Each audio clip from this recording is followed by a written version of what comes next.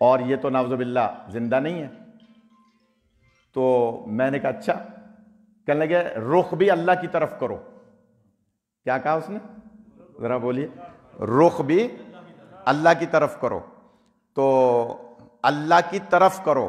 اب میں دیکھوں آپ کیسے سنتے ہیں.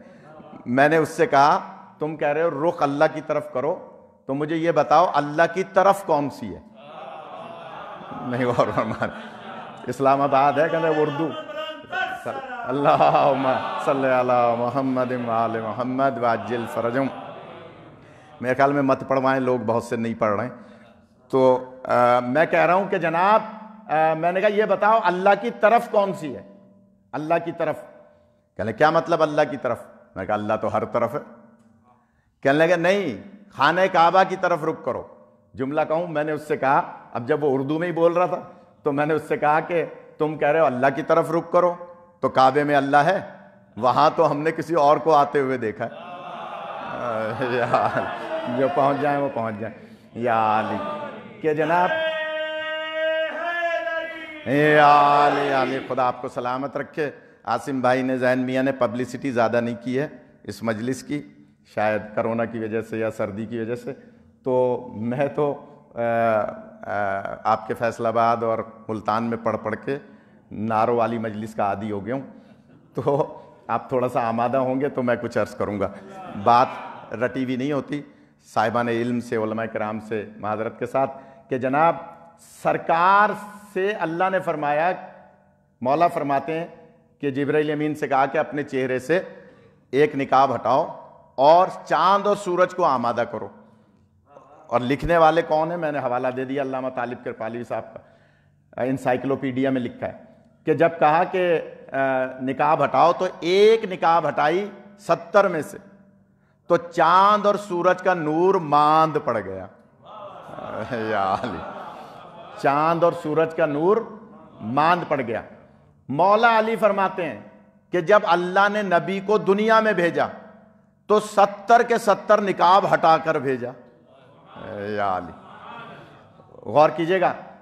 اچھا جب 70 کے 70 نقاب ہٹ گئے تو چاند سورج کو تو بالکل ختم ہو جانا چاہیے تھا. کیوں؟ جب ایک نقاب ہٹی تو ان کا نور ماند پڑ گیا.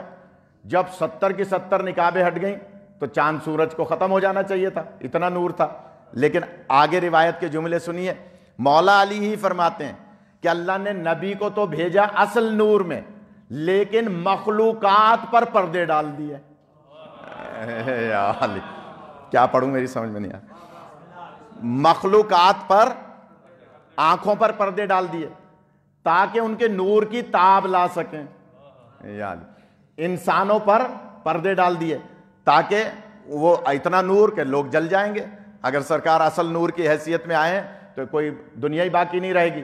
مگر مولا فرماتے ہیں کہ چاند سورج کا کیونکہ نور سرکار کے نور سے ذرے کے برابر ہے، اس لیے جب نور زیادہ ہوتا ہے تو کم نور کا سایہ ہوتا ہے، زیادہ نور کا سایہ نہیں ہوا. یا علی اب پتہ چلا کہ سرکار کا سایہ کیوں نہیں تھا، اس لیے کہ چاند سورج کا نور کم نور تھا، سرکار کا نور زیادہ تھا. لوگوں پہ پردے پڑ گئے تھے، لہٰذا وہ سرکار کے اصلی نور کو نہیں دیکھ سکتے تھے. اس لیے کہ اگر اصل نور کے ساتھ آتے تو پھر لوگ ان کے قریب بیٹھ ہی نہ پاتے، تبلیغ دین نہ ہو پاتی، ترویج دین نہ ہو پاتی، لوگ مسلمان نہ ہو پاتے. اس لیے مولا کا سایہ نبی پاک کا نہیں تھا کہ آپ کا نور تمام تر مخلوقات کے نور سے زیادہ قوی نور تھا. تو نبی پاک اور مولا علی علیہ السلام جو وہاں سے پڑھ کے آئے ہیں وہ فرماتے ہیں، چھٹے امام نے فرمایا کہ جو شخص پہلی رات قبر میں چاہتا ہے کہ نور آئے اور نور بھی نبی اور آل نبی کا نور آئے، وہ کثرت سے سورہ ملک پڑھا کرے، سورہ ملک کی تلاوت کیا کرے. جانتے ہیں جاننے والے صاحبان علم تشریف فرمائیں کہ ہمارے ایک اور عالم گزرے ہیں، علامہ حسین بک جاڑا صاحب، نام سنا ہوگا یقیناً. ان کی تفسیر ہے تفسیر انوار النجف. اس میں بھی ایک روایت لکھی ہے کہ سرکار کے ایک صحابی تھے جو مال تجارت لے کر کہیں سفر پہ گئے، راستے میں نماز کا ٹائم ہوا، کچھ آرام بھی کرنا چاہا تو نوکر چاکروں سے کہا بھائی خیمے لگاؤ اور مجھے یہاں آرام بھی کرنا ہے، نماز بھی پڑھنی ہے. جب خیمہ لگا کے نماز پڑھی تو نماز پڑھ رہے تھے کہ دوران نماز کوئی آواز آئی، بے شک اللہ کا وعدہ سچا ہے. پھر آواز آئی، بے شک اللہ کا وعدہ سچا ہے. جب 3 مرتبہ آواز آئی تو پریشان ہوئے، نماز سے فارغ ہوئے، نوکر چاکروں سے پوچھا بھائی کس کی آواز تھی؟ انہوں نے کہا کہ نہیں ہم نے تو نہیں سنی، آپ نے سنی ہوگی. کہا بھائی باقاعدہ آواز آئی ہے 3 دفعہ کہ بے شک اللہ کا وعدہ سچا ہے. نہیں سمجھ میں آئی. سفر مکمل کر کے مدینے پہنچے. سرکار کی خدمت میں سرکار انوار النجف تفسیر اٹھا کے دیکھ لیجئے گا سورہ ملک کی تشریح میں اور تفسیر میں، کہ کہا کہ سرکار راستے میں ایسا ایسا ہوا، میری سمجھ میں نہیں آیا کس کی آواز تھی. اب اس پہ بھی آپ نہیں بولے اور فضائل پہ بھی نہیں بولے تو پھر میں یہ سمجھوں گا کہ مجھے نہیں پتا آپ کیا سننا چاہتے ہیں. تو میں جملہ کہہ رہا ہوں، سرکار سے پوچھا کہ سرکار یہ مسئلہ حل نہیں ہوا، یہ کس کی آواز تھی؟ آپ فرماتے ہیں میں علم نبوت سے بتاؤں یا تم بتاؤ گے تم کون سی سورہ نماز میں پڑھ رہے تھے؟ یہ حال ہی. مارکس لگانے کا مطلب نہیں ہے سبحان اللہ نہ کہا جائے. تم کون سی سورہ پڑھ رہے تھے؟ کون سی سورہ پڑھ رہے تھے میں بتاؤں؟ اس نے کہا سرکار آپ تو بہتر جانتے ہیں لیکن میں سورہ ملک کی تلاوت کر رہا تھا. سرکار فرماتے ہیں تمہیں نہیں پتا، جہاں تم نے خیمہ لگایا تھا اس کے نیچے میرے ایک صحابی کی قبر تھی اور اسی قبر پہ کھڑے ہو کے تم سورہ ملک پڑھ رہے تھے. حوادث زمانہ سے اس کے نشان مٹ گیا تھا، تم نے وہیں خیمہ لگا کے اسی کی قبر پہ نماز پڑھی اور وہی تمہیں بشارت دے رہا تھا کہ بے شک اللہ کا وعدہ سچا ہے. یا خدا آپ کو خدا آپ کو سلامت رکھے. اس لیے وہ بشارت دے رہا تھا کہ وہ بھی سورہ ملک پڑھتا تھا اور تم نے بھی اس کی قبر پہ سورہ ملک پڑھی کھڑے ہو کے. تو اس کا مطلب کیا ہوا؟ جو دنیا میں سورہ ملک پڑھے گا اللہ اس کی قبر کو نور سے منور فرمائے گا. اور کیونکہ اصال ثواب کی مجلس ہے، آیت میں کیا ہے؟ تبارک الذی بیدہ الملک، پاک ہے وہ ذات جس کے قبضہ قدرت میں ملک ہے. اس کا مطلب کیا ہوا؟ ملک اللہ کا ہے. اب اللہ کسی کو وزیر اعظم بنا دے تو دوسروں کو بلیک میلر نہ کہے. میں نے تو جملہ کہہ دیا، آپ نے سن لی. اللہ اکبر، اللہ اکبر، یا رسول اللہ، یا رسول اللہ، یا علی علی. خدا سلامت ہے کہ اللہم صلی علی محمد وآل محمد واجب. کراچی میں تقریباً 25 مقامات پہ دھرنے تھے تو ہم سب جگہ ہی روزانہ تھوڑی تھوڑی دیر جا کے تقریریں کر رہے تھے، اسی لیے آواز پہ بھی اثر ہے. میں نے ابھی ڈاکٹر عاصم صاحب سے کہا کہ مجھے کوئی دوا بھی دیں. تو جناب اللہ اگر کسی کو ملک دے رہا ہے نا تو وہ یہ نہ سمجھے کہ وہ بلا شرکت غیر مالک بن گیا. گردن میں لوہا نہیں آنا چاہیے، یا علی تکبر نہیں ہونا چاہیے. اس لیے کہ یہ کرسی کتنے دن کی ہے، کتنے دن کی حکومت ہوتی ہے. اور پاکستان میں تو جو حکومتوں میں لانے والے ہیں وہ منٹ لگاتے ہیں. یا علی میں نے تو جملہ کہہ دیا کہ جناب جو حکومت دینے والے ہوتے ہیں وہ منٹ لگاتے ہیں. لہٰذا ایسا نہ ہو کہ جناب آپ کا یہ تکبر جو ہے وہ دھرا رہ جائے. اللہ قرآن میں فرماتا ہے، یہ انٹرنیٹ پہ مجلس جاری ہے، جو لوگ بھی یہاں بیٹھے ہیں جو مثال کے طور پہ مجلس کی رپورٹنگ کرتے ہیں وہ یہ بات ہماری پہنچائیں حکومت تک اور وزیر اعظم کو بتائیں کہ یہ زندہ قوم ہے، یہ قوم مردہ قوم نہیں ہے. ہمارا رہبر بھی زندہ ہے، قوم بھی زندہ ہے. اور فرما رہے لہٰذا میں اس طرف نہیں جانا چاہ رہا کیونکہ اصال ثواب کی مجلس ہے. لیکن بہت دکھ ہوا کہ اگر سربراہ مملکت سوچ سمجھ کے بیان نہ دے تو نیچے والوں کا کیا عالم ہوگا؟ پھر تو زلفی بخاری کی طرح ہوں گے نا. وہ امام ضامن بندھوانے آیا تھا میرے بھائی کے گھر وزیر اعظم بننے سے پہلے، یاد ہے؟ باب العلم آئے تھے اور باب العلم کی زیارت بھی کی تھی، لیکن بیگم نے سنا ہے ان کو کہا ہوا ہے کہ کسی میت میں نہیں جانا ہے آپ نے. ہاں یہ بات اخبار میں آئی ہے کہ بیگم جو پیرنی ہے اس نے کہا ہوا ہے کہ آپ نے کسی میت میں نہیں جانا ہے. وہ پیرنی چاہتی ہے کہ اس کی میت میں کوئی نہ آئے. بھائی کسی کے جائیں گے تو کوئی آئے گا نا، جب آپ کسی کے جائیں گے نہیں تو کوئی آئے گا کیسے؟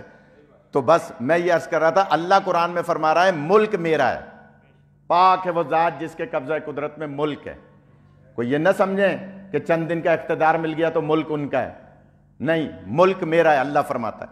اور اسی کے ساتھ ساتھ بچوں کے لیے عرض کر رہا ہوں، جو بچے بول نہیں رہے ہیں ان کے لیے عرض کر رہا ہوں کہ ایک حدیث قدسی ہوتی ہے، ایک حدیث نبی ہے، ایک کلام الہی ہے، ایک حدیث قدسی ہے. حدیث قدسی بھی کلام الہی ہی ہوتا ہے، لیکن وہ قرآن میں نہیں ہے. ہاں، قرآن مجید اللہ کا کلام. ایک جملہ کہوں، اگر بزرگ حضرات جو دیوار کے ساتھ بیٹھے ہیں صاحبان علم، ان سے دعا لینے کے لیے جملہ کہوں. آپ پہلے ادھر بیٹھے تھے، اب ادھر بیٹھ گئے، تو میں جملہ کہہ رہا ہوں اگر قدر کی. قرآن مجید میں اللہ فرما رہا ہے کہ پاک ہے وہ ذات جس کے قبضہ قدرت میں ملک ہے. یہ ہے آیت. اچھا، حدیث قدسی کسے کہتے ہیں؟ جو ہے تو اللہ کا کلام لیکن قرآن میں نہیں ہے. حدیث رسول اسے کہتے ہیں جو زبان رسول سے ظاہر ہوئی لیکن قرآن میں نہیں ہے. جملہ کہوں اگر قدر کریں، کلام تینوں زبان نبی سے ظاہر ہو رہے ہیں. اس کا مطلب ہے اللہ کو اس زبان پر کتنا اعتبار ہے. یار میں نے بہت بڑی بات کہہ دی ہے. قرآن مجید، حدیث قدسی، حدیث رسول، تینوں کی تینوں اسی زبان سے ہیں. اس کا مطلب یہ زبان اللہ کو کتنی پیاری ہے. تو جملہ کہوں، جس زبان کو اللہ نے اتنا پسند کیا ہے، جنہوں نے زبان چوس چوس کے علم حاصل کیا ہے، وہ کیسے ہونے چاہیے؟ خدا آپ کو سلامت رکھے. ان کا علم کیسا ہونا چاہیے جنہوں نے یہ زبان چوس کے علم حاصل کیا. لہٰذا میں تو بہت گوشے چھوڑ رہا ہوں حضور جگانے کے لیے، لیکن شاید مجھے یہاں اشرا پڑھنا پڑے گا. یا علی اللہم صلی علی محمد وآل محمد وعجل فرج. بہت شکر گزار ہوں. اب تھوڑی سی آواز درود کی تیز ہو گئی ہے. میں شکر گزار ہوں کہ جناب نبی پاک حدیث قدسی میں فرماتے ہیں، آیت میں اللہ فرما رہا ہے ملک میرا ہے، اور حدیث میں نبی فرماتے ہیں کہ اللہ فرما رہا ہے المال و مالی، دنیا میں جتنا مال ہے مجھے اللہ کا ہے. یا علی. اب جو پیسے والے لوگ بیٹھے ہیں ذرا تھوڑا سا غور سے سنیں. اللہ فرما رہا ہے ملک میرا ہے. کوئی یہ نہ سمجھے میں نے کسی کو حاکم بنا دیا تو وہ اس کا ملک ہو گیا، تکبر میں آ جائے. نہیں، ملک میرا ہے. پھر حدیث قدسی میں فرمایا المال و مالی، دنیا میں جتنا مال ہے مجھے اللہ کا ہے. اب کوئی مالدار یہ نہ سمجھے کہ مال میرا ہے. یا علی. اندازہ ہو رہا ہے کہ زیادہ پیسے والے بیٹھے ہیں. اللہ فرما رہا ہے کہ مال میرا ہے، دنیا میں جتنا مال ہے مجھ اللہ کا ہے. کوئی اس کو اپنا مال نہ سمجھے. پھر فرمایا المال و مالی، اور جن کو پیسہ دیا ہے ان کو کیا فرمایا؟ العمراء وکالی. یا علی. دنیا میں جتنے امیر ہیں مجھ اللہ کے وکیل ہیں. یا علی. اب تشریح کرنی پڑے گی مجھے. وکیل کسے کہتے ہیں؟ یہ LLB وکیل نہیں، جو یہاں بھی تشریف فرما ہوں گے کوئی نہ کوئی وکیل صاحب. تو یہ وکیل سے مراد ہے شرعی وکیل. جیسے ہم مولوی مجتہدین کے وکیل ہوتے ہیں، ہم مولویوں کو بناتے ہیں نا، میں بھی 7 مجتہدین کا وکیل ہوں. تو اب ہمیں جو انہوں نے وکالت دی ہے مسئلہ بتانے کے لیے، یا مثال کے طور پہ فتویٰ پہنچانے کے لیے، یا خمس کے پیسے کی تقسیم یا وہاں تک پہنچانے کے لیے، تو وکیل اس لیے نہیں بنایا کہ خمس کے پیسے میں کھا جاؤں سارے. نہیں، میں تو اپنی بات کر رہا ہوں، آپ خاموش. اس کا مطلب کیا ہوا؟ وکیل اس لیے بنایا ہے کہ ہمیں امتحان میں مبتلا کیا ہے. اسی طرح اللہ نے ہر امیر کو امتحان میں مبتلا کیا ہے، اس کو پیسہ دے کر امتحان میں مبتلا کیا ہے. مال اللہ کا ہے، ملک اللہ کا ہے، یہ جتنی بھی دولت ہے وہ اللہ کی ہے. کوئی یہ نہ سمجھے کہ مجھے اللہ نے دولت دے دی تو میں صاحب اس کا مالک مختار ہوں. نہیں، میں جملہ کہنے جا رہا ہوں. مولا کائنات علیہ السلام کے پاس جناب قمبر آئے، کہنے لگے یا علی مقروض ہو گیا ہوں. مولا فرماتے ہیں پھر؟ کہا کہ قرضہ کیسے اتاروں؟ فرمایا جاؤ سامنے جو پہاڑ ہے اس پہاڑ کے دامن میں چلے جاؤ. جناب قمبر گئے پہاڑ کے دامن میں. مولا نے ہاتھ کا اشارہ کر کے فرمایا کہ وہ جو پتھر پڑے ہیں نیچے پہاڑ کے، اس میں سے فلاں پتھر اٹھا لو. جو اشارہ کیا انہوں نے وہ پتھر اٹھا لیا. جب وہ پتھر اٹھایا تو زمین پہ پتھر تھا, ہاتھ میں آیا تو سونا تھا. یا علی, تھوڑا سا جاگ جائیں بس. میں شاید ڈرا چکا ہوں آپ کو کہ 2 گھنٹے پڑھوں گا, جتنا آپ سنیں گے اتنا پڑھوں گا. 2.5 بھی ہو سکتے ہیں اور 1 گھنٹہ بھی ہو سکتا ہے. تو جناب مولا نے اشارہ کیا, انہوں نے وہ پتھر اٹھا لیا. جیسے پتھر اٹھایا وہ پتھر نہیں تھا, اب سونا تھا. جناب قمبر نے دیکھا, ایک مرتبہ اللہ کا شکر ادا کیا, دور سے مولا کا شکریہ ادا کیا, اور اسی کو جو سونا بن چکا تھا زور سے پہاڑ پہ مارا. ذرہ ذرہ ہو گیا, ریزہ ریزہ ہو گیا, بکھر گیا. ذرا سا ذرہ اٹھایا اور مولا کی خدمت میں آ کے کہا, مولا آپ کا شکریہ. ہم تک بات پہنچانے کے لیے مولا فرماتے ہیں, قمبر یہ کیا کیا, تم نے یہ اتنا سارا سونا مٹی میں دوبارہ کیوں ملا دیا؟ کہا مولا میں آپ کا غلام ہوں. اب اسلام آباد میں اگر تشریح کرنی پڑے تو دکھ ہوگا کہ کہا کہ مولا میں آپ کا غلام ہوں. اس نے کہا مولا میں آپ کا غلام ہوں. مولا ہمیں سمجھانے کے لیے فرماتے ہیں اس میں میرے غلام ہونے کا کیا مسئلہ ہے؟ کہنے لگے مولا مسئلہ یہ ہے میں آپ کا غلام ہوں, جتنا قرضہ اتارنے کی ضرورت تھی اتنا لے لیا. یا علی, جتنا, یا علی, یا علی, خدا سلامت رکھے, جتنا قرضہ اتارنے کی ضرورت تھا اتنا لے لیا. میں یہ جمع کر کے کیا کرتا؟ اب سچ بتائیں, میں آپ کی بات نہیں کر رہا ہوں, اگر مجھے ملتا یہ سونا تو میں کیا کرتا بتائیے؟ لا کر میں رکھتا یا نہیں؟ مجھے یہ سونا ملتا تو لا کر میں رکھتا یا نہیں؟ آپ تو شاید ایسے ہی ذرہ ذرہ کر دیتے, لیکن میں اپنی بات کر رہا ہوں کہ جناب سونا لا کر میں بینک میں رکھتا یا نہیں. لیکن جناب قمبر سے مولا فرماتے ہیں کہ یہ کیا کیا؟ کہا مولا جتنی ضرورت تھی اتنا لے لیا. کہا کہ تم نے یہ ذرہ ذرہ کر دیا. اب جملہ سنیے گا.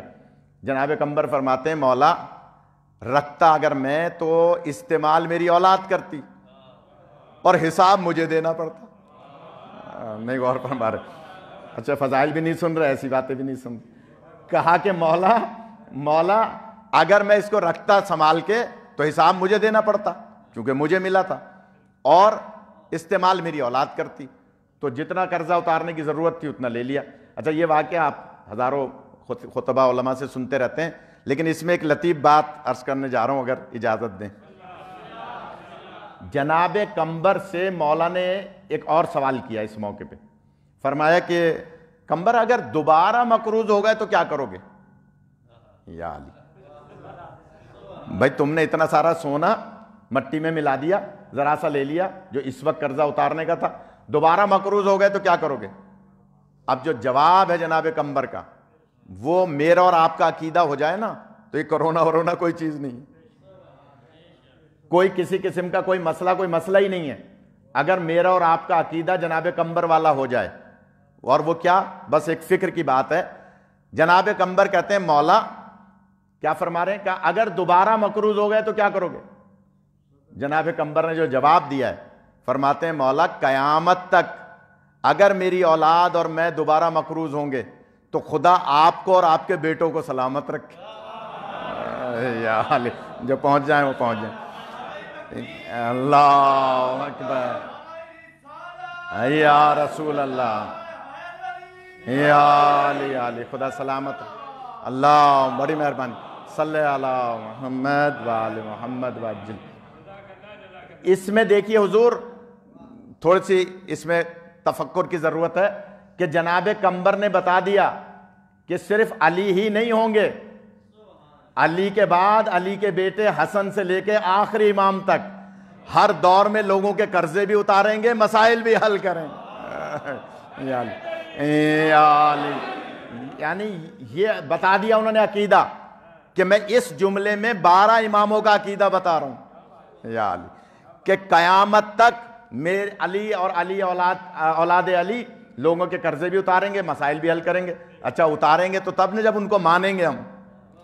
یا علی, جب ان کے پاس جائیں گے مسئلہ لے کے تو اتاریں گے نا. تو اسی لیے میں کہہ رہا ہوں کہ اگر آج ہم اپنے زمانے کے امام سے رجوع کر لیں تو کوئی مسئلہ ہی نہیں ہے. اگر ہم ان کی ذات پر ویسا یقین رکھ لیں جیسے قمبر نے مولا پر یقین رکھا تھا. آج ہم الاجل تو بہت کہتے ہیں, کتنے نعرے لگاتے ہیں الاجل کے. میں جب کالج میں پڑھتا تھا تو میں ISO کا ڈویژنل جنرل سیکرٹری تھا سکھر ڈویژن کا، تو ہم بڑے نعرے لگاتے تھے الاجل اجل کے، لیکن جب آ گئے پڑھ کے مولویت تو اب احساس ہوتا ہے کہ جناب الاجل تو ہم بہت کہہ رہے ہیں، تیاری کتنی ہے ہماری؟ یا علی، ناراض ہو رہے ہیں، کتنی تیاری ہے؟ اگر میں کسی بچے سے پوچھوں کہتے ہیں کہ مولا کیوں نہیں ظہور فرما رہے، اتنے معاملات ہو رہے ہیں کیوں نہیں ظہور فرما رہے؟ خود مولا فرماتے ہیں کہ جب سلمان جیسے 313 ہو جائیں گے تو ہم ظہور کریں گے۔ یا علی، تھک گئے میرے خیال میں، سلمان جیسے 313 ہوں گے تو ہم ظہور کریں گے۔ ہم ذرا سا معاملہ ہوتا ہے، میں معذرت کے ساتھ یہ 6 دن تک 7 دن تک کیوں بیٹھے رہے؟ معاملات کیا تھے؟ معاملات یہ ہے کہ ہماری قوم میں پہلے کٹ جاتے تھے، بکتے نہیں تھے۔ پھر جملہ میں نے کہہ دیا، آج ہم ٹکے ٹکے پہ بک جاتے ہیں، ذرا سی نوکری پہ بک جاتے ہیں، ذرا سے معاملات، DC مل لے ہم سے تو ہم سمجھتے ہیں خدا مل گیا۔ ایسا ہے یا نہیں؟ ناراض ہو رہے ہیں میرے خیال میں۔ ہم زمانے کے امام کے سامنے جانے کے لیے ہماری تیاری کیا ہے؟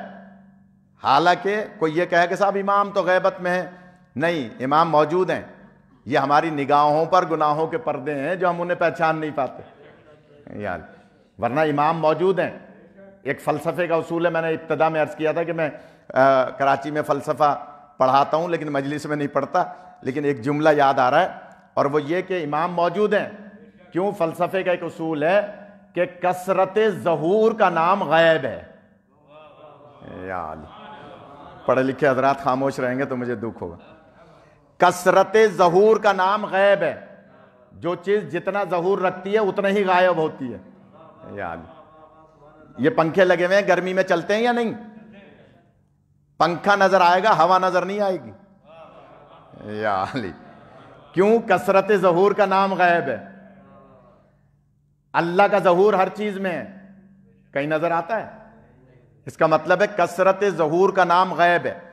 کبھی زمانے کے امام پہ موقع ہوا تو عرض کریں گے، لیکن آج تو کیونکہ ایک بات آ گئی تو میں عرض کر رہا ہوں کہ جناب قمبر نے بتایا ہے کہ ہر دور میں علی اور اولاد علی ایسے رہیں گے جو لوگوں کے مسائل کو حل کریں گے۔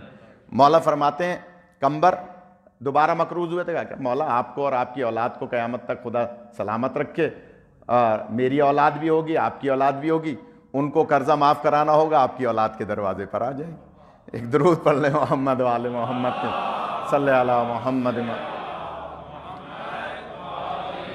بہت سارے میں نے گوشے چھیڑ دیے اور ظاہر ہے کہ سب کو سمیٹ نہیں پاؤں گا، لیکن میں جلدی سے عرض کر رہا ہوں کہ المال و مالی، اگر بھول گئے تو چھوڑ دوں، المال و مالی، دنیا میں جتنا مال ہے مجھے اللہ کا ہے۔ ادھر فرما رہا ہے ملک اللہ کا ہے، ادھر فرما رہا ہے مال میرا ہے، پھر فرما رہا ہے العمرہ وکالی، دنیا میں جتنے امیر ہیں مجھ اللہ کے وکیل ہیں۔ میرے وکیلوں کا کام کیا ہے؟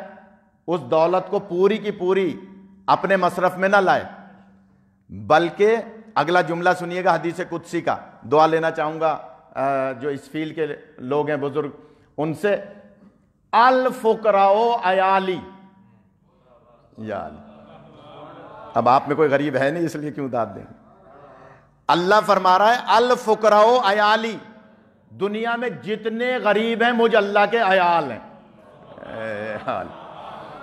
وہ اللہ جو لم یلد ولم یولد ہے، جس کے نہ کوئی اولاد ہے، نہ کوئی باپ ہے، نہ کوئی ماں ہے، وہ کتنا بڑا رتبہ غریبوں کو دے رہا ہے۔ وہ فرما رہا ہے الفقراء عیالی، دنیا میں جتنے غریب ہیں مجھ اللہ کے عیال ہیں، لہذا میری دولت کو میرے وکیلوں کو چاہیے میرے عیال میں تقسیم کرنا۔ یعنی اب تقسیم کا مطلب کیا ہے؟ کیا ساری کی ساری دولت دے دیں؟ نہیں، بلکہ خمس و زکوٰۃ ادا کریں، جو اللہ نے حق دیا ہے سخاوت کرنے کا وہ سخاوت کریں۔ ایک بیچ میں کال یاد آ رہا ہے حضور، آپ کے لیے پڑھ رہا ہوں، اور وہ یہ کہ مولا علی علیہ السلام فرماتے ہیں لوگ رزق تلاش کرتے ہیں محنت میں، محنت اچھی چیز ہے، لیکن مولا فرماتے ہیں لوگ رزق تلاش کرتے ہیں محنت میں، اور اللہ نے رزق رکھا ہے سخاوت میں۔ یا علی، خدا سلامت رکھے۔ اللہ نے رزق رکھا ہے سخاوت میں، جتنی سخاوت کریں گے رزق میں اضافہ ہوتا رہے گا۔ اگلا جملہ کہوں، میرے یہیں پارا چنار میں ایک استاد تھے، شہید ہو گئے، وہ فرمایا کرتے تھے کہ تم دو گے اپنی حیثیت کے مطابق، وہاں سے ملے گا ان کی حیثیت کے مطابق۔ لہذا سخاوت میں اللہ نے رزق رکھا ہے، سخاوت میں۔ اب اگر مال اللہ نے دیا ہے تو اس کا یہ مطلب نہیں کہ آپ سارا کا سارا تقسیم کر دیں، نہیں، اگر سارا تقسیم کرنے کے لیے آپ کو دیا ہوتا تو اللہ آپ کو وکیلوں میں نہ رکھتا، عیال میں رکھتا۔ یہ حال ہی اللہ نے وکیلوں میں انہیں رکھا ہے جن کے پاس دولت ہے، مگر صرف اتنا کہا ہے کہ تم خمس و زکوٰۃ ادا کرو، لوگوں کے ساتھ سخاوت کرو، غریب و مساکین کی مدد کرو، اور جو کار خیر ہے، مدارس، مساجد، امام بارگاہ، جو بھی کار خیر کر سکتے ہو اس میں کار خیر کرو جتنا، کیونکہ یہ کام کہ سب کچھ لٹا دینا یہ کام کریموں کا ہے۔ کیا پڑھوں میں، یہ کام کریموں کا ہے، اور اللہ نے اپنی صفت کریمی کے مظہر صرف 14 رکھے ہیں۔ خدا آپ کو سلامت رکھے۔ نہیں تو مثال دوں بچوں کے لیے کہ جناب خود پھٹے ہوئے پہنتے ہیں یا نہیں، غلاموں کو اچھے پہناتے ہیں یا نہیں، خود نمک سے افطار کرتے ہیں، یتیم و مسکین و اسیر کو کھلاتے ہیں یا نہیں۔ ابھی یہ فون کر کے کسی کو کہہ رہے تھے کہ بھائی تبرک لے آنا، تو تبرک آ گیا یا نہیں؟ پڑھوں جب تک تبرک نہیں آیا؟ بتائیے، آ گیا تبرک؟ بتائیے عاصم بھائی، آ گیا ہے تو چلیں پھر آدھا گھنٹہ اور دے دیں یار، اگر نہیں آیا ہوتا تو 1 گھنٹہ اور پڑھ لیتے۔ ارے یار، تو میں جلدی سے عرض کر رہا ہوں کہ جناب ملائکہ کو پوچھئے علماء سے، ملائکہ کو کھانے کی احتیاج ہے، پھر کیوں آتے ہیں دروازہ سیدہ پر؟ بی بی کی مجالس ہوتی تو میں بیان کرتا، ایصال ثواب کی مجلس ہے اس لیے میں اپنے کو محدود رکھ رہا ہوں کہ جناب جب ملائکہ کو کھانے کی احتیاج نہیں ہے، نہ وہ کھاتے ہیں نہ پیتے ہیں، تو کیوں آتے ہیں دروازہ سیدہ پر؟ اس کا مطلب کیا ہوا کہ اگر وہ یتیم و مسکین اسیر بن کے جناب سیدہ کے دروازے پر آ رہے ہیں تو یہ ان کو بتا رہے ہیں جن کو کھانے کی احتیاج ہے کہ اگر رزق میں وسعت چاہیے تو دروازہ سیدہ پر آنا ہوگا۔ خدا آپ کو سلامت رکھے۔ اس دروازے پر آؤ گے تو تمہارا رزق، اور اسی لیے میں کہا کرتا ہوں جن کے پاس پیسہ ہے نا وہ تبرک لینے میں ذرا تامل کرتے ہیں، لائن میں نہیں لگتے یا تبرک نہیں لیتے کہ اس سے اچھا تو ہمارے گھر پہ موجود ہے۔ نہیں، جو تبرک مانگ کے لیتا ہے کیونکہ اس تبرک پہ نگاہ ہو جاتی ہے جناب سیدہ کی، اس تبرک پر نگاہ ہو جاتی ہے بی بی کی، لہٰذا یہ نہ سوچیں کہ میرے گھر میں اللہ سب کو اور زیادہ دے، لیکن تبرک مانگ کے لیا کریں، تبرک کھایا کریں، اس لیے کہ جو تبرک لیتا ہے ان کا شمار ملائکہ میں ہو جاتا ہے۔ خدا آپ کو سلامت رکھے۔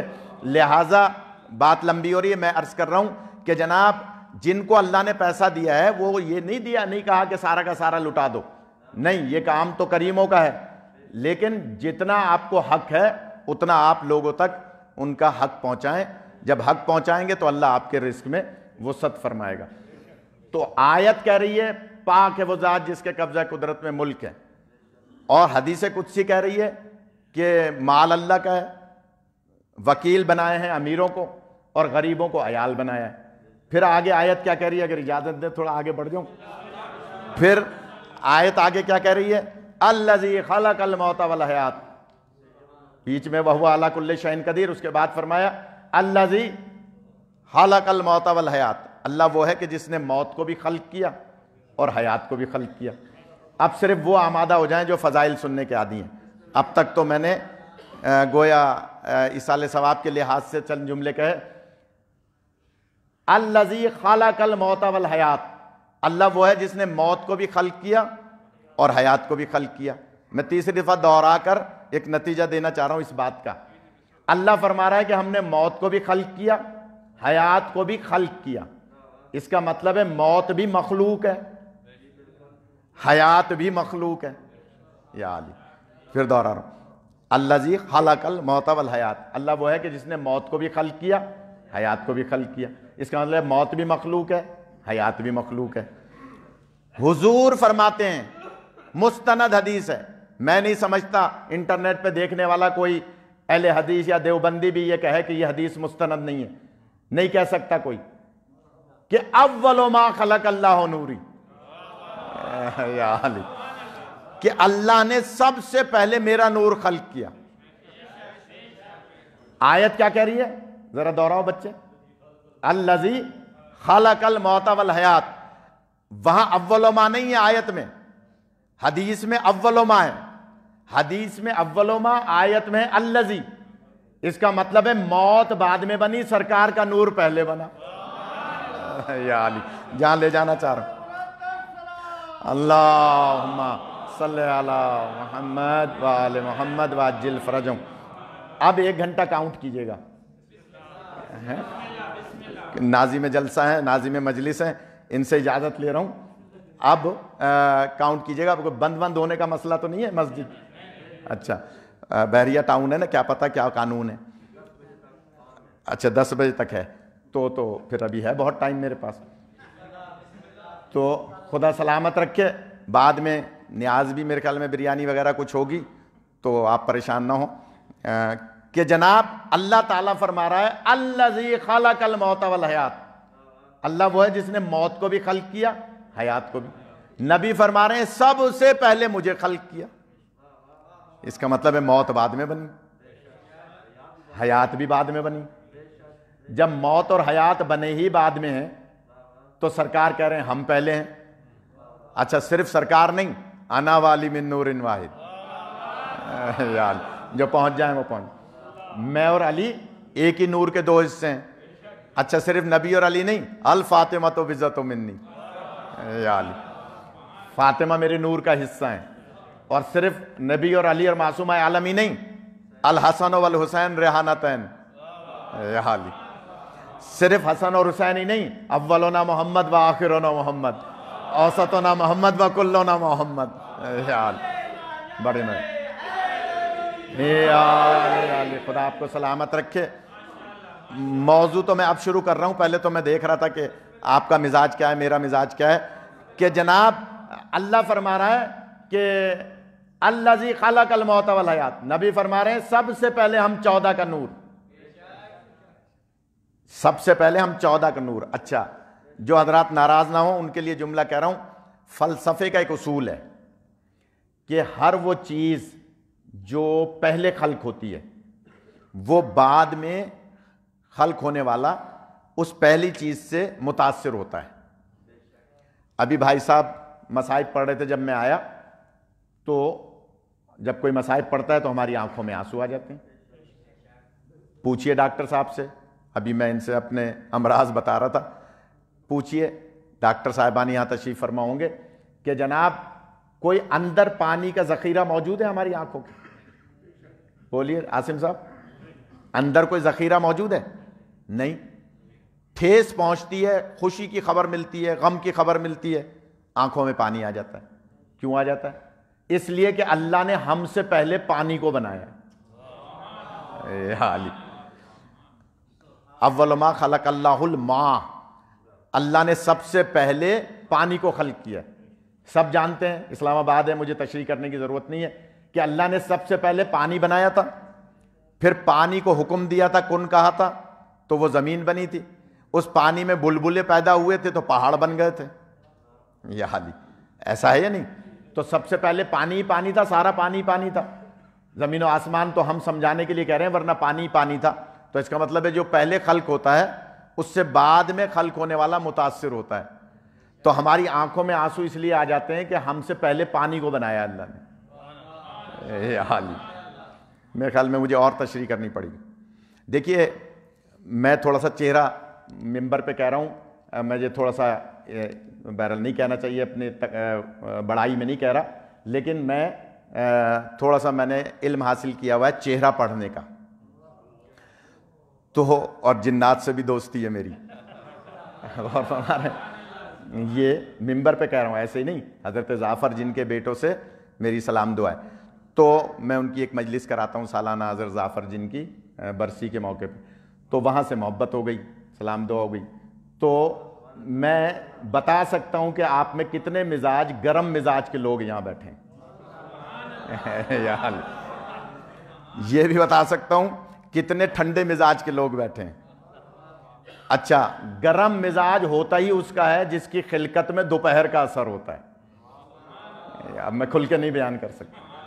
ٹھنڈے مزاج کا بندہ وہ ہوتا ہے جس کی خلقت میں رات کا اثر ہوتا ہے، یعنی جو پہلے چیز ہوتی ہے اس سے بعد والا متاثر ہوتا ہے. یہ ایک اصول ہے.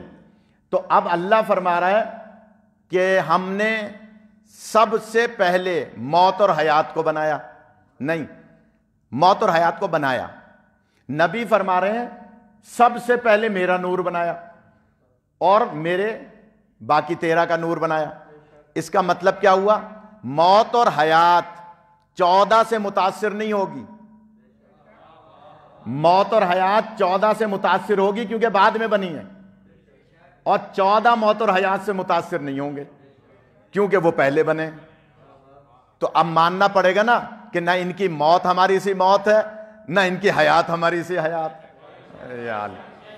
اس لیے کہ یہ 14 پہلے بنے، شاید میں سمجھا نہیں پا رہا ہوں، 14 پہلے بنے، موت اور حیات بعد میں بنی. چلیں ایک مثال سن لیں اگر اجازت ہے تو. جنگ صفین سب جانتے ہیں. جنگ صفین سے جب مولا کائنات واپس ہو رہے تھے، کتنے مہینے چلی تھی جنگ، کبھی موقع ملا تو مولا کی جنگ صفین سنائیں گے، لیکن آپ سننا بھی نہیں چاہ رہے ہیں، کسی نے بھی اظہار نہیں کیا. تو میں عرض کر رہا ہوں کہ جناب جب جنگ صفین سے واپس آ رہے تھے مولا، تو ایک سپاہی نے آ کے کہا یا علی مجھے کھجوروں کے درختوں کے درمیان کسی کے رونے کی آواز آ رہی ہے. مولا فرماتے ہیں اچھا آواز دو، جا کر دیکھو کون ہے. اب جو وہ سپاہی گیا تو کیا دیکھا کہ ایک میت سامنے پڑی ہے نوجوان کی، اور ایک ضعیفہ سرہانے بیٹھی ہوئی رو رہی ہے. یہ ذہن میں رکھیے گا جو پہلے خلق ہوتا ہے اس سے بعد والا متاثر ہوتا ہے. 14 پہلے بنے ہیں، اول ما خلق اللہ نوری، اور موت اور حیات بعد میں بنی ہے. تو یہ ماننا پڑے گا کہ 14 متاثر نہیں ہوں گے موت اور حیات سے، موت اور حیات ان سے متاثر ہوگی. جہاں لے جانا چاہ رہا ہوں میں کہ جناب مولا فرماتے ہیں چلو. جب پہنچے وہاں تو دیکھا کہ ایک ضعیفہ سرانے بیٹھی ہے اور رو رہی ہے، میت ایک سامنے پڑی ہے، اور چاروں طرف کھجوروں کے درخت ہیں اور کچھ بھی نہیں ہے. عرض کر دوں یا چھوڑ دوں؟ یہ تھوڑا سا آماد ہے. کہا کہ آگے بڑھ کے مولا نے، اب یہ ذہن میں رکھیے گا خدا را، جنہوں نے ماسک پہنے ہوئے یا یہ لگایا ہوا ہے کانوں پہ کچھ، وہ ذرا یہ ذہن میں رکھیے مولا نے اس سے اپنا تعارف نہیں کرایا کہ میں کون ہوں. وہ مولا کو مانتی تھی، پہچانتی نہیں تھی. یا علی تھوڑا سا تو آمادہ ہو جائے مہربانی. مولا کو مانتی تھی، پہچانتی نہیں تھی. بس جیسے ہم نے مولا کو دیکھا نہیں ہے، لیکن جہاں یا علی آتا ہے گردن جھک جاتی ہے نہیں؟ یا علی درود نکلتا ہے یا نہیں؟ آپ پڑھیں یا نہیں پڑھیں درود ہوتا ہے یا نہیں؟ اللہم صلی علی محمد و آل محمد. تو اس کا مطلب کیا ہوا ڈاکٹر صاحب؟ ہم مولا کو مانتے ہیں لیکن بائی فیس پہچانتے نہیں ہیں. یہ جو تصویریں ہیں ایران عراق میں، یہ ان کی طرف نقش ہے، کسی شخص نے خواب میں دیکھا اور اس کو وہ بنا دیا، اور علماء اس کی تصدیق نہیں فرماتے مکمل، لیکن رد بھی نہیں کرتے، اس لیے کہ معصوم کی کوئی تصویر بنا نہیں سکتا جب تک کہ کچھ نہ کچھ اس کو گویا خواب میں اشارہ نہ ہو. تو اس لیے بس ادب احترام واجب ہے. تو میں عرض کر رہا ہوں پہچانتی نہیں تھی، مانتی تھی. مولا نے سلام کر کے وہ نہیں فرماتے، اس سے کہا کہ اے ضعیفہ یہ تمہارا کون ہے؟ اپنا نام نہیں بتایا میں کون ہوں. خدا را غور کیجئے گا، جو اٹھ کے چلا جائے گا یا آدھے میں ذہن کو ادھر ادھر کرے گا اسے لطف نہیں آئے گا. مولا فرماتے ہیں کہ اے ضعیفہ یہ تمہارا کون ہے؟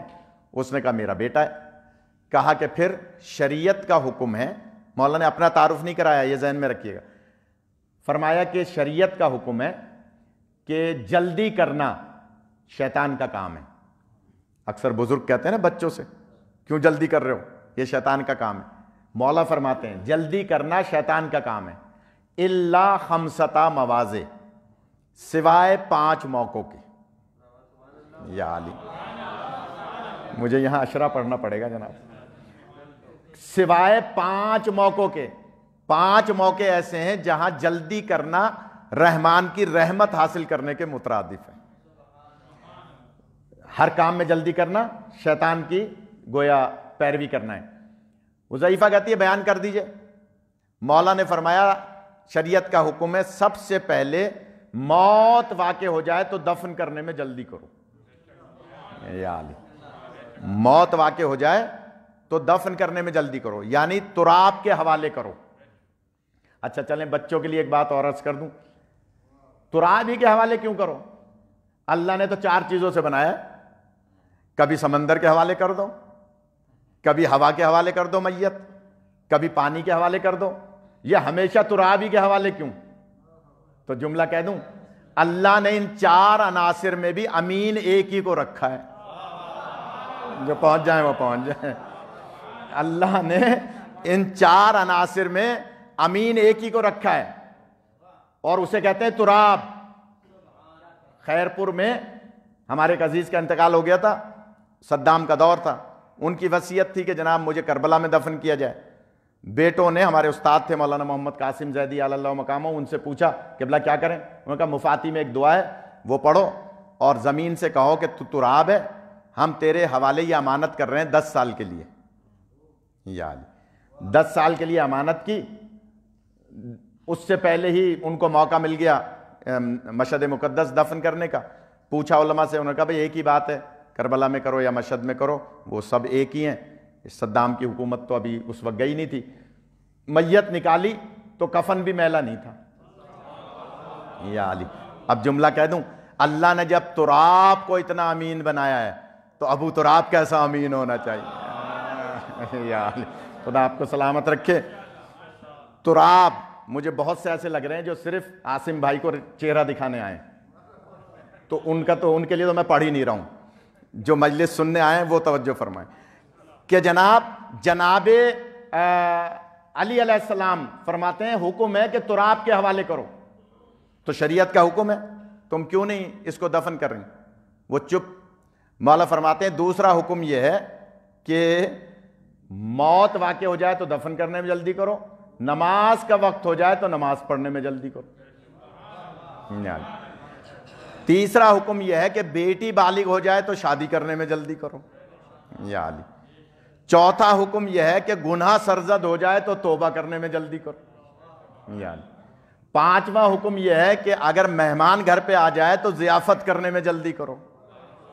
یا علی، اب میں ان پانچوں کی تشریح کروں تو 5 مجلسیں چاہیے کہ ہمارے یہاں کیا ہوتا ہے، کراچی میں خاص طور پہ عید ہی میں میت رکھ دیتے ہیں کہ بیٹا لندن امریکہ سے آ رہا ہے، کرونا کی وجہ سے لیٹ ہو رہا ہے، تو جب آ جائے گا 1 ہفتے بعد تو دفن ہوں گے۔ میں جملہ کہوں، پوچھئے صاحبان علم سے کس شریعت میں لکھا ہے جو بیٹا 30 سال سے اپنے باپ کا چہرہ نہیں دیکھ رہا، وہ مرنے کے بعد دیکھنے کا کہاں لکھا ہے؟ کہیں ہے شریعت میں؟ آپ وہیں بیٹھ کے ایصال ثواب کریں، کر سکتے ہیں، جب آپ نے زندگی میں نہیں دیکھا تو آپ کیا ضرورت ہے؟ حکم ہے جتنا جلدی ہو سکے تراب کے حوالے کرو، اور تراب کے حوالے بھی اس لیے کرو کہ تراب امین ہے۔ لہٰذا آپ دیکھیے کیا ہوتا ہے، ہم دفتروں میں کام کرتے ہیں، جو لوگ وہ نماز دفتر میں نہیں پڑھ رہے، کیوں؟ دفتر والے کہیں گے بھائی یہ تو شیعہ ہے، اگر وہاں پڑھی تو اس سے تو آپ بے فکر ہو جائیں۔ اب تو ہمارے یہاں بچہ پیدا نہیں ہوتا، سپاہی صحابہ کے لسٹ میں پہلے آ جاتا ہے، نہیں غور فرمائے۔ اب ان کا نیٹ ورک اتنا مضبوط ہے کہ ہمارے ہاں بچہ بعد میں آتا ہے، جب پتہ چل جاتا ہے ہسپتال میں کہ فلاں شیعہ کی عورت جو ہے وہ اس کے ہاں بچہ ہونے والا ہے، تو ان کی لسٹ میں آ جاتا ہے۔ تو آپ دفتر میں نماز پڑھ کے بتائیں کہ میں بے نمازی شیعہ نہیں ہوں، نمازی شیعہ ہوں۔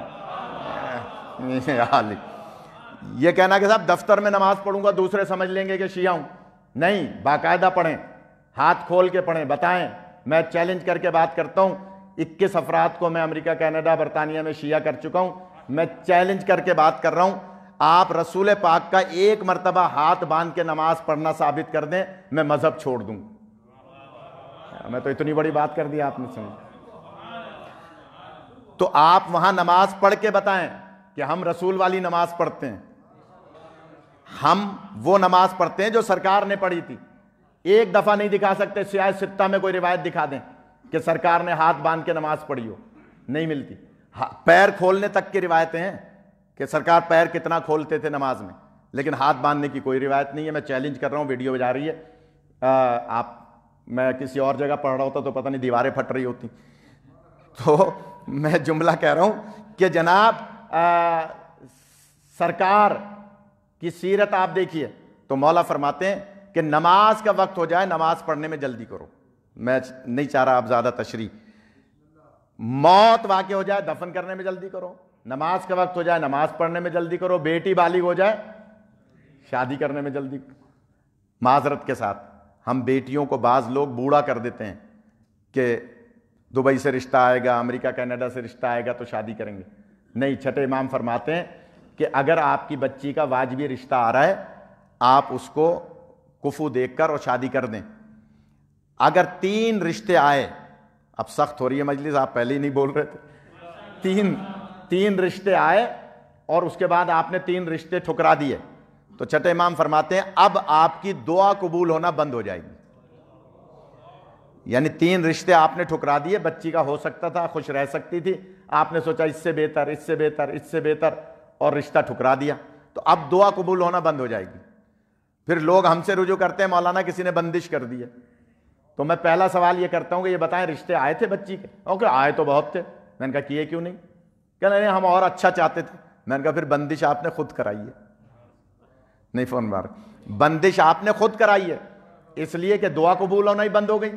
جب دعا ہی قبول نہیں ہو رہی تو اور رشتہ اچھا کیسے آئے گا؟ تو بیٹی بالغ ہو جائے شادی کرنے میں جلدی کرو۔ یہاں ایک بات اور عرض کر دوں، اب دیر تو کافی ہو گئی، مجھے آپ دوبارہ مت پڑھوائیں، اس کی بھی پرواہ نہیں ہے، لیکن یہ بات میں پوری کر دوں، اور وہ یہ کہ جناب آیت اللہ تقی بہجت علی اللہ مقامہ آپ جانتے ہیں، بڑے نورانی اور روحانی عالم گزرے ہیں۔ عاصم بھائی اجازت ہے تو بیان کروں۔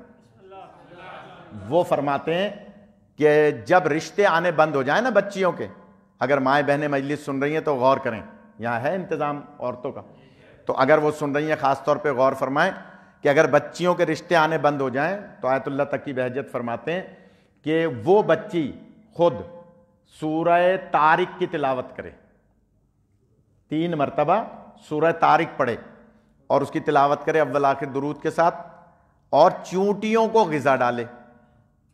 یا علی، چونٹیوں کو غذا ڈالے۔ چونٹی جب غذا کھاتی ہے تو غذا ڈالنے والے کے حق میں پہلی دعا یہ کرتی ہے کہ اللہ اس کی نسل میں اضافہ فرما۔ یا علی، چونٹی پہلی دعا یہ کرتی ہے، لہٰذا چونٹیوں کو غذا ڈالے، نسل میں تب اضافہ ہوگا جب شادی ہوگی۔ چونٹیوں کو غذا ڈالے اور سورہ طارق کی تلاوت کرے، اور واجبی رشتہ آ جائے تو مین میں ایک نہ نکالے اور شادی کر لیں۔ کتنے ہی لوگوں کو میں نے یہ اب مجلس میں بتا رہا ہوں کہ اگر کسی کے گھر میں، اور ہر گھر میں مسائل ہیں بچیوں کے، تو وہ سورہ طارق کی تلاوت کریں۔ بیٹی بالغ ہو جائے تو شادی کرنے میں جلدی کریں، گناہ سرزد ہو جائے تو توبہ کرنے میں جلدی کریں، مہمان گھر پہ آ جائے ضیافت کرنے میں جلدی کریں۔ اور مجھے بہت اچھا لگا آج ڈاکٹر عاصم صاحب کے گھر میں کہ معصوم کا فرمان ہے کہ جب مہمان گھر پہ آئے تو سب سے پہلے خشک میوہ اس کے سامنے رکھیں۔ یا علی، خشک میوہ، ڈرائی فروٹ اس کے سامنے رکھیں جتنی آپ کی استطاعت ہے۔ اس زمانے میں اگر زیادہ نہیں ہوتی تھی تو کھجور سامنے رکھیں، وہ بھی ڈرائی فروٹ میں آتی ہے، کہ میوہ میں آتی ہے، جنت کا میوہ ہے۔ معصوم فرماتے ہیں جو مہمان کے سامنے سب سے پہلے ڈرائی فروٹ رکھے گا، یعنی یہ بادام پستے جتنے اس میں دانے ہوں گے اس برتن میں، ایک ایک دانے کے بدلے میں 70 ہزار گنا رزق میں اضافہ ہوگا۔ یہ حال ہی اس بندے کے جو وہ مہمان کی عزت کر رہا ہوگا۔ اور مولا کو بھی سب سے زیادہ جو پسند ہے وہ 3 باتیں ہی پسند ہیں: گرمی کے روزے، سردی کی نمازیں، مہمان کی ضیافت۔ یہ مولا علی علیہ السلام کو سب سے زیادہ پسند ہے نا۔ تو بس بہت دیر ہو گئی، میں جلدی سے عرض کر رہا ہوں۔ مولا فرماتے ہیں، اگر بھول گئے تو چھوڑ دوں، اس ضعیفہ سے فرماتے ہیں کہ اے ضعیفہ، شریعت میں حکم ہے 5 چیزوں میں جلدی کرو: موت واقع ہو جائے، مہمان آ جائے، بیٹی بالغ ہو جائے، نماز کا وقت ہو جائے، گناہ ہو جائے تو توبہ کرنے میں جلدی کرو. وہ پہچانتی تو تھی نہیں، میں دیکھوں آپ کیسے سنتے ہیں. اس نے کہا اے عرب، آپ اپنا کام کیجئے، اپنے سفر پہ جائیے، میں نے آپ کی باتیں سن لی، میں اپنے بیٹے کو دفن نہیں ہونے دوں گی. مولا نے تعارف تو کرایا نہیں تھا. مولا فرماتے ہیں کیوں؟ کہنے لگی اس لیے. اب میں دیکھوں آپ کیسے سنتے ہیں. وہ ضعیفہ کہتی ہے اس لیے، وہ کمبر والا عقیدہ. ضعیفہ کہتی ہے اے عرب، میرے زمانے کا امام کوفے میں رہتا ہے. یار میں کیا پڑھوں، میری سمجھ میں نہیں. میرے زمانے کا امام کوفے میں رہتا ہے، میرا اور کوئی دنیا میں نہیں ہے. شوہر 20 سال پہلے مر گیا تھا، یہ میرا واحد سہارا تھا. اس جنگل میں آپ دیکھیں دور دور کوئی جھوپڑی بھی نہیں ہے، میں اکیلی ایک جھوپڑی میں یہاں اس بیٹے کے ساتھ رہتی تھی. اب یہ بیٹا مر گیا، مجھے کون یہاں کھلائے گا پلائے گا؟ تو میں اسے لے جاؤں گی کوفے. اور زمانے کا امام وہ ہے جو موت اپنے دسترس میں رکھتا ہے. یعنی اللہ نے اس کو موت سے پہلے بنایا ہے. میرا موضوع تو اب ختم ہو رہا ہے، آپ تھک رہے ہیں. کہا کہ وہ امام میرے زمانے کا کوفے میں رہتا ہے، میں نے اس کو لے جانا ہے کوفے. مولا نے جب دیکھا کہ اس کا میری ذات پہ اتنا یقین ہے تو ایک مرتبہ سوال کیا، اے ضعیفہ، علی اسے زندگی دلا سکتے ہیں؟ دلا سکتے ہیں، علی اسے زندگی دلا سکتے ہیں. میرے خیال میں آپ کیا سنتے ہیں، میری سمجھ میں نہیں. علی اسے زندگی دلا سکتے ہیں؟ تو وہ ضعیفہ کہہ رہی ہے اگر آپ کو یقین چاہیے تو یہ ساربان کھڑا ہے جو اونٹوں پر مال ادھر ادھر لے جاتا ہے. دیکھیں اس وقت میرا کچھ بھی یہاں موجود نہیں ہے، میں نے شیطیر تک جھوپڑی کی ساری چیزیں، اپنا کپڑا لتا سارا کچھ اس کو دے دیا کہ پیسے میرے پاس نہیں تھے. میں نے اس سے کہا سب کچھ لے لے، یہ میرے یقین کی منزل ہے، میرا سب کچھ لے لے، بس مجھے اور میرے بیٹے کو اونٹ پر رکھ کے کوفے پہنچا دے. یا علی، یہ میرے یقین کی منزل ہے کہ میں اور میرا بیٹا کوفہ پہنچیں گے، میرا امام زندگی دلائے گا، یہ زندہ ہوگا، دوبارہ مزدوری کرے گا، سامان پھر بن جائے گا. یا علی، یا علی، یا علی. اسلام آباد ہے نا، اس لیے سب کے اذہان بلند ہو گئے ماشاءاللہ. کہ جناب میں جملہ کہہ رہا ہوں کہ کہہ رہی ہے کہ سرکار بس میں نے اس کو سب کچھ دے دیا. پہچانتی تھی نہیں مولا کو. جب مولا نے دیکھا کہ اس ضعیفہ کا مجھ پر اتنا یقین ہے کہ اس نے سب کچھ دے دیا، اب جملہ سنیے گا. مولا فرماتے ہیں اچھا اگر اجازت دو تو میں اسے زندگی دلاؤں.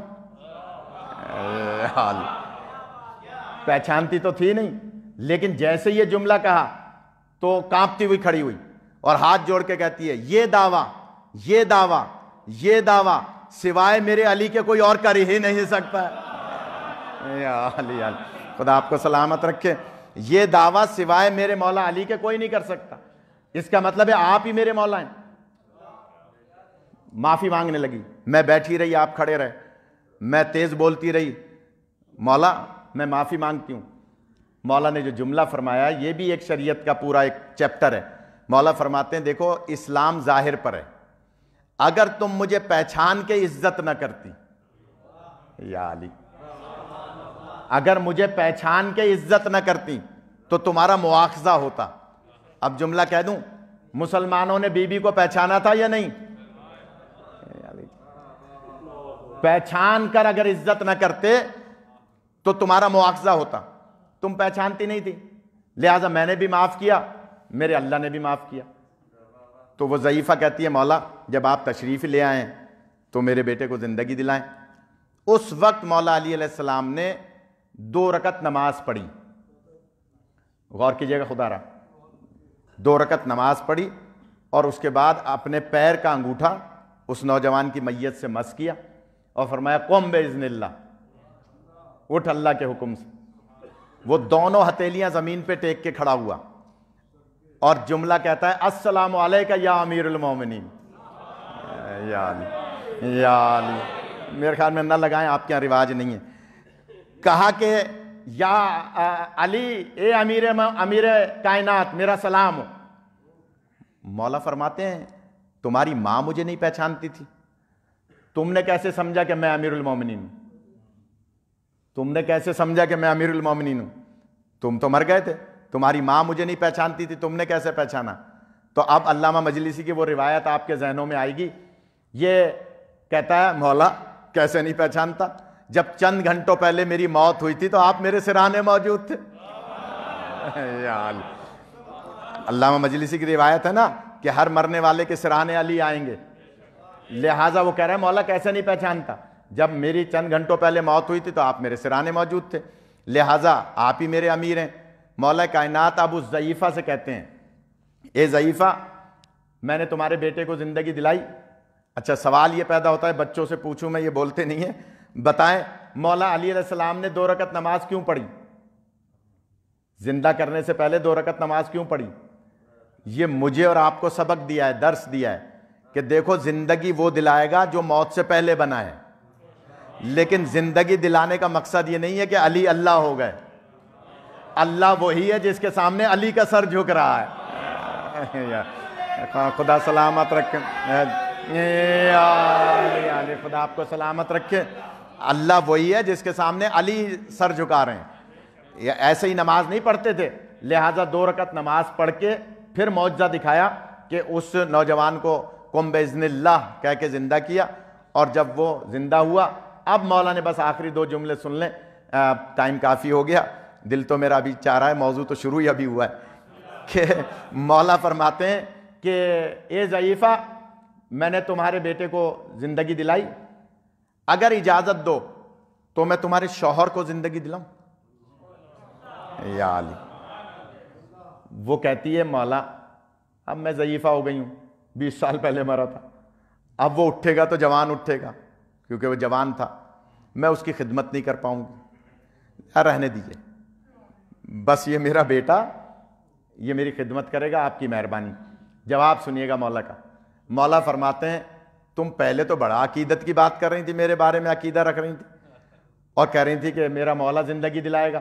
جب علی خود آ کے یہاں اس کو زندگی دلا سکتا ہے، تیرے شوہر کو زندہ کرنے کا دعویٰ کر سکتا ہے، تو تجھے جوانی لوٹا کے نہیں دے سکتا. یا علی، ایک درود پڑھ لیں محمد و آل محمد کی، صلی علی محمد.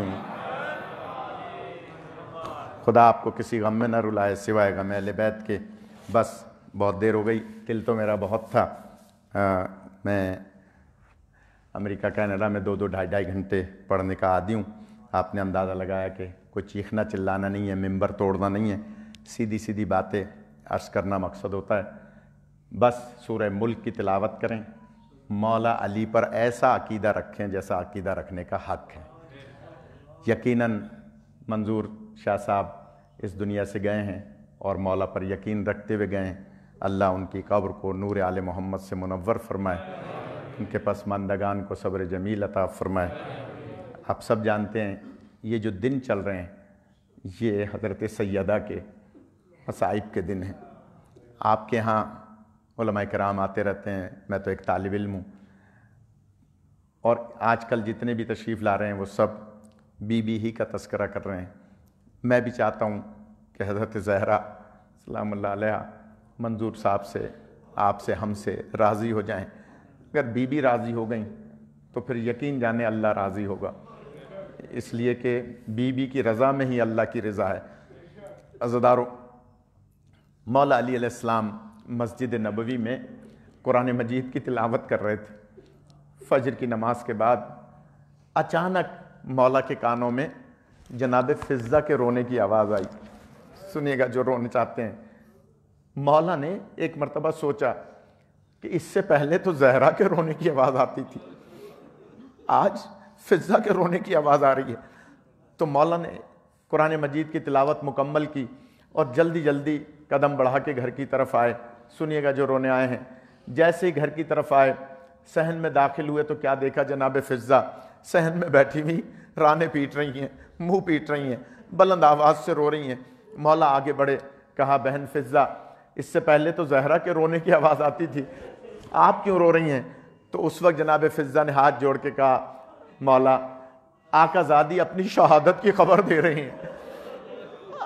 آج آج میری باری تھی گھر کا کام کرنے کی، آج مجھے گھر کا کام کرنا تھا، لیکن آج میں نے صبح سویرے نماز کے بعد آقا زادی کو دیکھا کہ وہ آمادہ ہو رہی ہیں گھر کا کام کرنے کے لیے، تو میں آگے بڑھی اور میں نے آگے بڑھ کے کہا آقا زادی آج تو میری باری ہے، مجھے گھر کا کام کرنا ہے۔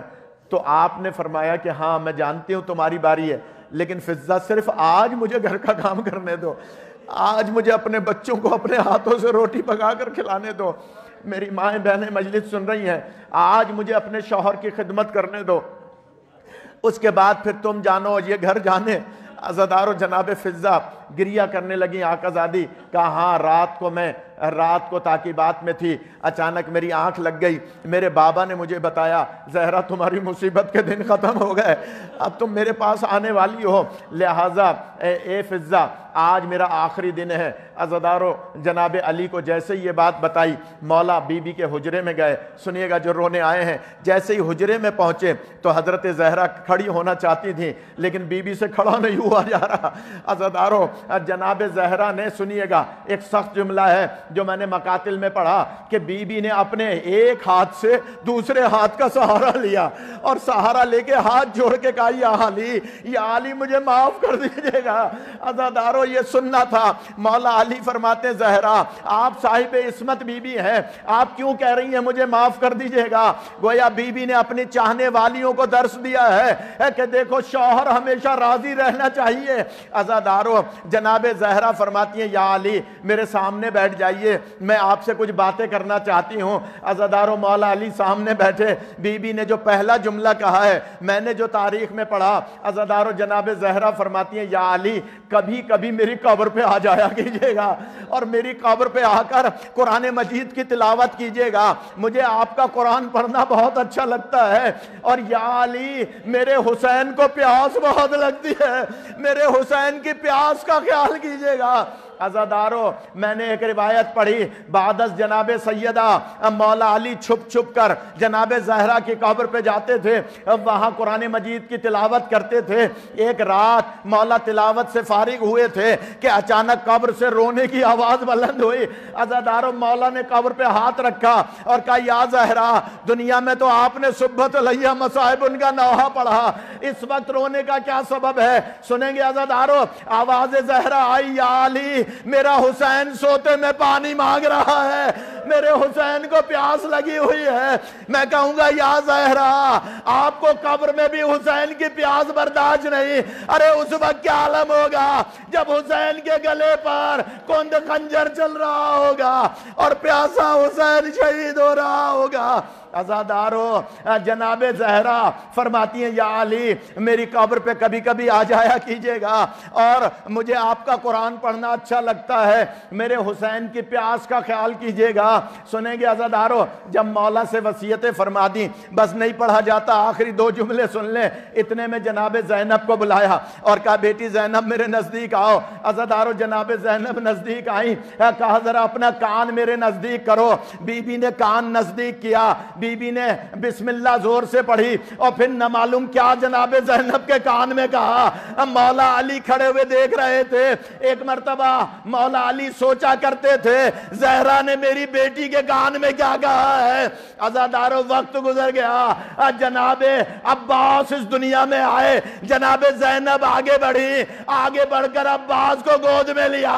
عزادارو گود میں لے کر ابھی کچھ کان میں کہہ رہی تھی، مولا علی کی نگاہ پڑی، کہا زینب میرے بیٹے کے کان میں کیا کہہ رہی ہو؟ میں تو اس وقت سے سوچتا تھا تمہاری ماں نے تمہارے کان میں کیا کہا تھا۔ سنیں گے عزادارو آخری جملہ، جناب زینب کا گریہ بلند ہوا، بابا اس وقت میری ماں نے کہا تھا خدا تمہارے بابا کو ایک بیٹا دے گا جس کا نام عباس ہوگا۔ اے زینب جب عباس دنیا میں آئے میری طرف سے اس کے کان میں اماں کا سلام کہنا، کہ اماں سلام کہتی تھی اور کہنا میرے حسین کی پیاس کا اِنَّا لِلَّهِ وَإِنَّا إِلَيْهِ راجعون۔ خداوندہ بحق زہرا و ابیہا و بالہا و بنیہا ہماری عبادت اپنی بارگاہ میں قبول فرما، حاضرین اور غائبین کی حوائج شرعیہ کو حل فرما، بیماروں کو شفا عطا فرما، پریشان حالوں کی پریشانیوں کو دور فرما، مقروض کا قرض ادا غیب سے فرما، کرونا جیسی اور تمام بیماریوں سے تمام کو محفوظ فرما، بار الہ مرحوم منظور حسین شاہ کاظمی کے درجات کو بلند فرما، انہیں اعلیٰ علیین کے ساتھ مشہور فرما، ان کی نسلوں میں عزاداری وزاداری اور حجاج و زوار قرار فرما، بار الہ ہم سب کی دعاؤں کو قبول فرما، ہم سب کے مرحومین کی مغفرت فرما، شہداء کے درجات کو بلند فرما، اپنی آخری حجت کا ظہور فرما، ہمیں امام کے غلاموں میں شمار فرما۔ 1 مرتبہ سورہ الحمد، 3 مرتبہ سورہ اخلاص، سید منظور حسین شاہ کاظمی ابن سید محمد حسین شاہ کاظمی کے بلندی درجات کے لیے، اور آپ اپنے مرحومین کو اور شہداء ملت جعفریہ کو شامل فرما لیں۔ اللہم صلی اللہ